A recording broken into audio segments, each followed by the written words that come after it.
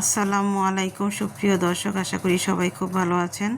আজকে আপনাদের সাথে শেয়ার করব লাচ্চা সেমাইয়ের একটা মজাদার লাড্ডু। হাতে মাত্র 10 মিনিট সময় থাকলে আপনারা চাইলে এরকম একটা লাচ্চা সেমাই দিয়ে মজাদার লাড্ডু তৈরি করতে পারবেন। এটি তৈরি করা খুবই সহজ। তাহলে চলুন আমরা মূল রেসিপিতে চলে যাই। লাচ্চা সেমাইয়ের লাড্ডু তৈরি করার জন্য প্রথমেই লাগবে লাচ্চা সেমাই। তাই আমি এখানে একটা 200 গ্রামের লাচ্চা সেমাইয়ের প্যাকেট নিয়েছি। আপনারা যে কোনো ব্র্যান্ডের লাচ্চা সেমাইটা নিতে পারবেন। চুলায় একটা রান্নার পাত্র বসিয়ে দিয়েছি। এখানে দিয়ে দিলাম 2 টেবিল চামচ ঘি।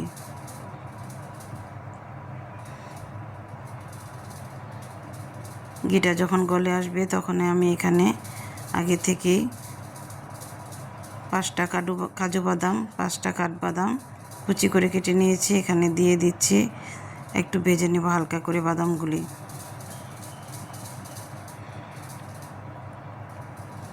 বাদামগুলি ভাজা হয়ে গিয়েছে, এখন এগুলো আমি নামিয়ে নিচ্ছি, এক সাইডে রেখে দেব।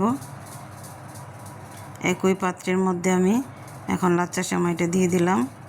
লাচ্চা সেমাইটা আমি নেড়ে চেড়ে কিছুক্ষণ ভেজে নেব। খুব বেশি ভাজার প্রয়োজন নেই, একটু ব্রাউন কালার হলেই নামিয়ে নেব। এখানে 2টা দারচিনি আর 4টা এলাচ দিয়ে দিলাম।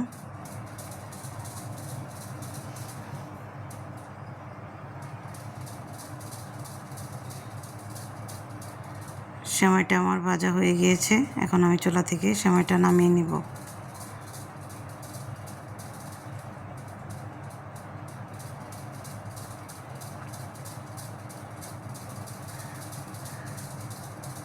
সেমাইটা নামিয়ে এক সাইডে রেখে দিলাম।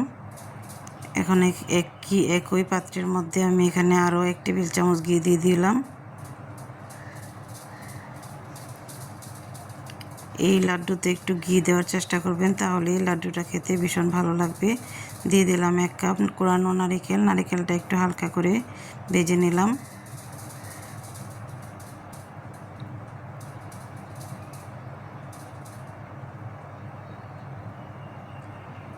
নারকেলটা ভাজা হয়ে গেলে এখানে আমি 1 কাপ মেজারমেন্ট কাপের চিনি দিয়ে দিলাম মিষ্টির জন্য। আপনারা চিনিটা কম বেশি করে দিতে পারবেন আপনাদের টেস্ট অনুযায়ী। এখানে 1 কাপ লিকুইড জাল করা দুধ দিয়ে দিলাম।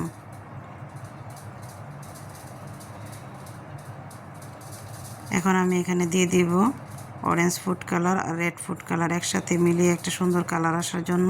এটা সম্পূর্ণ অপশনাল, চাইলে আপনারা এটা স্কিপ করতে পারবেন।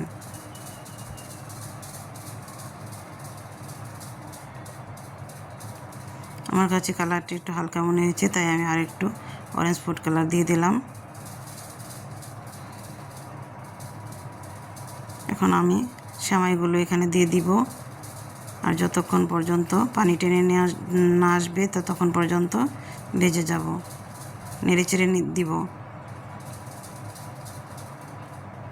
এই পর্যায়ে আমি আগে থেকে ভেজে রাখা বাদামগুলি দিয়ে দিলাম, আর কিছুক্ষণ উল্টাপাল্টা করে ভেজে নিচ্ছি। আমার মিশ্রণটা রেডি হয়ে গেছে। নামানোর আগে আমি এখানে 2 টেবিল চামচ পাউডার দুধ দিয়ে দিলাম, ফুল ক্রিম পাউডার দুধ। অবশ্যই আপনারা নামানোর আগে ফুল ক্রিম পাউডার দুধটা দিবেন, এতে করে লাড্ডুটা খেতে ভীষণ ভালো লাগবে।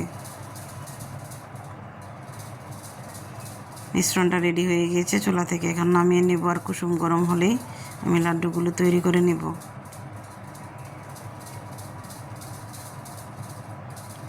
মিশ্রণটা কুসুম গরম অবস্থায় আছে, এখন আমি লাড্ডুগুলি তৈরি করে নিচ্ছি।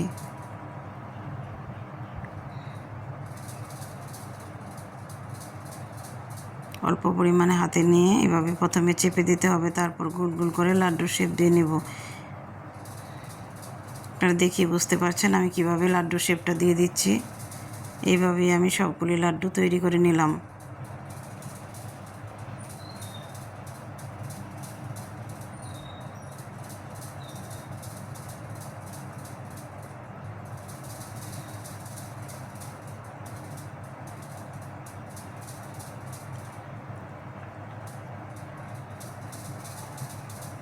লাড্ডুগুলি আমার তৈরি করা হয়ে গিয়েছে, এখন আমি আপনাদের সাথে পরিবেশন করছি।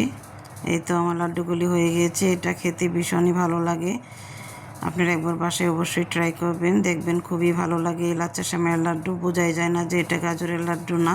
লাচ্চা সেমাইয়ের লাড্ডু গাজরের লাড্ডু থেকেও মজা হয়। যদি ভালো লাগে রেসিপি তাহলে আমার চ্যানেলটি সাবস্ক্রাইব করবেন।